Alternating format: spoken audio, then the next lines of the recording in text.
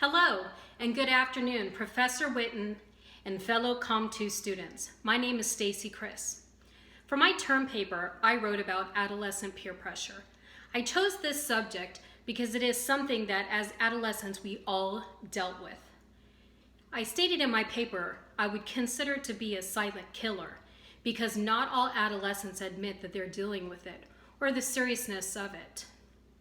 As kids, we don't want to stand out. Being original isn't really looked at as being a good thing. You want to fit in, and the way to make sure that happens is to do what others do and hence fall into peer pressure. By falling into peer pressure, we lose our identity. We no longer follow our own tastes, express our own ideas, all types of negative outcomes. Peer pressure comes in many forms. Family members, siblings, cousins, friends, fellow students at school, and later in life, coworkers. The more we respect someone, the more we find them credible, we will be influenced by them. The ones that I just mentioned are considered relational types of influence. Social media also plays a role. Facebook, we follow our friends on Facebook. Instagram, we also follow our friends on Instagram. And maybe we'll follow a friend of a friend. Or we'll look up a subject that interests us. And because we're interested in that subject, it doesn't take much for us to be persuaded. Advertising. Teenage and fashion magazines. For my time, it was Teen Beat. Books, TV, and radio commercials. Toys. For girls, it could be dolls, Barbies, Brats. For my main form of research for my paper and presentation was our textbook, Persuasion, Social Influence, and Compliance Gaining by Robert H. Gass and John S. Cedar, 6th edition. Peer pressure is led by intrinsic motivation, which means it's led by an outside external factor, being our peers. The first person in a group tends to hold the most power. The kid who first started the group tends to be the leader, and kids will look up to that kid the most. That is called the social impact theory. Being popular is the biggest persuasive motivation. Kids will do whatever it takes to be like them. A friend may let you borrow their clothes or makeup and then ask you for something, and if you refuse, they'll use the fact that they gave you something as their argument. That is called pre-giving sequential tactic. Through social comparison theory, we learn about ourselves by comparing ourselves to others. Kids always compare themselves to their peers. I always wondered, what was everyone else wearing? What time were they going to show up? How are they going to do their hair? Leading by example, kids will look for any way to fit in. And one way to do that is by copying their peers. Kids will copy the way that their peers dress, the way that they act, even how they act towards their parents. High self-monitors will fall into this type of persuasion.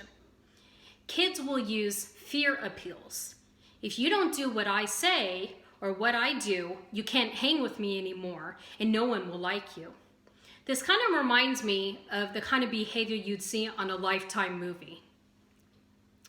Kids deceive as a form of manipulation. Kids want to think that their friends wouldn't lie or be deceptive to them in any way to get them to comply, but it happens.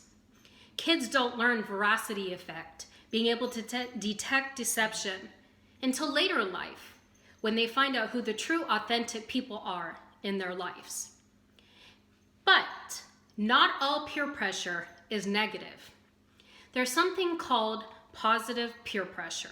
Positive peer pressure is when your friends or someone else forces you to do something that will benefit you.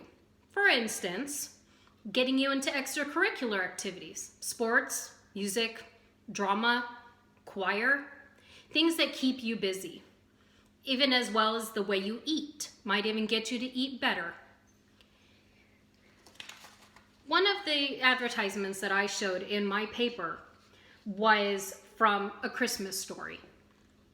Two young boys, Flick and Schwartz, are discussing what would happen if you stuck your tongue to a frozen flagpole.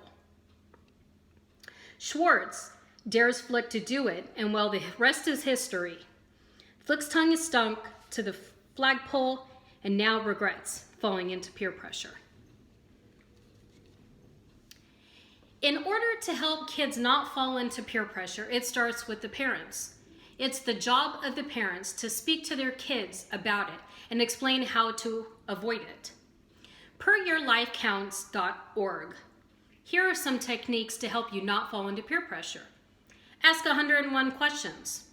If a pal is pressuring you to smoke, ask her why does she smoke? How long has she smoked? And if she minds having ashtray breath.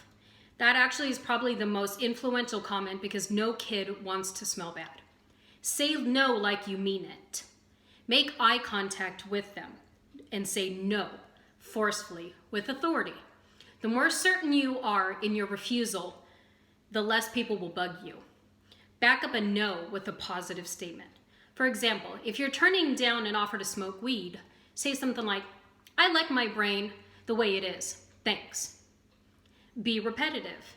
Don't hesitate to state your position over and over again. Practice saying no. Practice saying no in safe environments, like when your big brother asks you to spend Saturday night doing his laundry. I'm sure you'd have absolutely no problem telling him no. Get away from the pressure zone. Leave the scene. Make your exit. Get far, far away. Avoid stressful situations in the first place.